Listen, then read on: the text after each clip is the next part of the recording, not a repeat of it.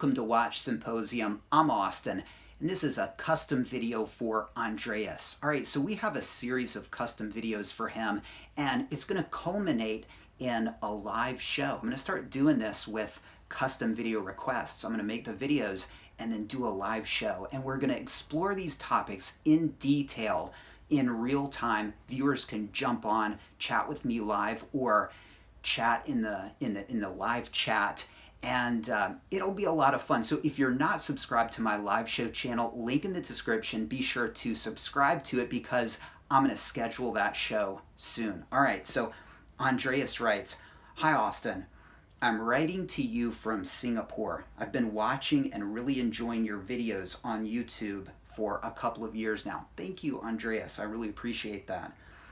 "I'm just starting to look at neo-vintage pieces like a tritium Coke." All right, that's a GMT Master 2. In fact, I'm wearing one right here. This is a 16710. It's a Coke configuration with a black and red bezel insert. Now, this isn't a tritium piece. This is a Swiss-made piece with the Super Luminova lume. But if you're curious about tritium pieces, I'll put a link in the description to a video I recently made about tritium pieces, so check that out. But he's looking to buy a pre-ceramic tritium Coke, for example. He's got the intention to buy one of them, and he says, "But perhaps I need a bit more time until I find the one I truly like." All right, and we're going to stop there, and I'm going to talk about this topic because it touches on something I've wanted to make a video about, and that's what happens if you know you want a Rolex watch, but you're not sure which one. What do you do in the face of these ever-increasing price rises? Well, if you're talking pulling the trigger in a couple of weeks, it's probably not going to make that much difference. You can probably do your research. But if you are really on the fence and you think it's going to take you 2 or 3 years to actually figure out what Rolex watch is perfect for you, well, by the time you pull the trigger, you're going to have to put thousands of dollars more than you would have to if you were to buy today. So what should you do? Well, what you should do is you should pull the trigger. You should go for the piece that you think may be the one. If it's not the one, in a couple of years, you'll be able to do a lateral jump to the piece that is right for you. So for example, if you go for a sub today and you, a couple of years down the road, think, yeah, I'm not really a sub guy, I'm more of a GMT guy. Well, all of the prices of those neo-vintage pre-ceramic pieces will have risen, including yours, and doing a lateral jump to a GMT Master 2 is going to be a lot easier. And this is because, well, you keep having your $5,000. All right, well, if you know the reference, good for you. You've been watching for a while. That was in an advertisement. You keep having your $5,000 when you buy one of these. Well, now we can say you keep having your $10,000. Let's think about my Explorer 2, okay? So I paid about $4,000 for that, all right? Have I kept having my $4,000? Yes, all right? Now, if I were to decide that the Explorer 2 is a great watch, it really is, but it's not quite my watch. And in fact, this is my watch, right?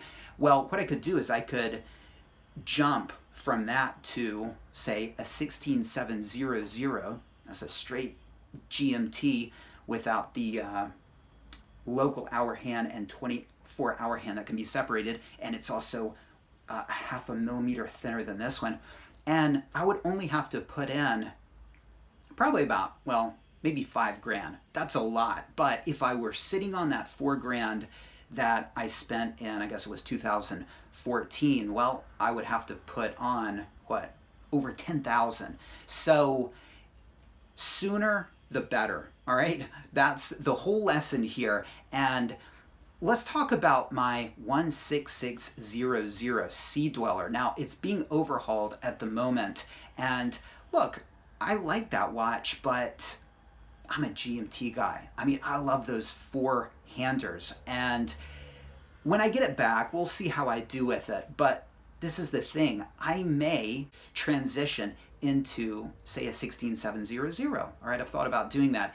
And I will be able to do that easier in the future. Now, would that be a wise decision? Well, that's for me to decide. You're probably thinking, well, you already got this, and the aesthetic is completely the same, and this is more functional, and you can't have a Coke if you have a 16700 because they only came in the Pepsi configuration or the black configuration, and you're absolutely right. And so for that reason, it would be kind of silly for me to do that, but I'll have the option to do that parallel jump. All right, so make your choice pretty quickly there, Andreas, and if a couple of years down the road you want to change, not that big of a deal, because these are great investments. And I know you shouldn't treat them like investments, but that's the beauty of a Rolex watch. They go up. So if you think you might want one, buy one today, get yourself a sub, and in 5 years, you'll be glad you did, because if you wait and buy it in 5 years, you'll have to put thousands on top of what you could just get one for today. All right, let me know what you think. Take care. Thanks for watching, and I'll see you in the custom videos for Andreas, and we'll talk about his actual questions. See you next time.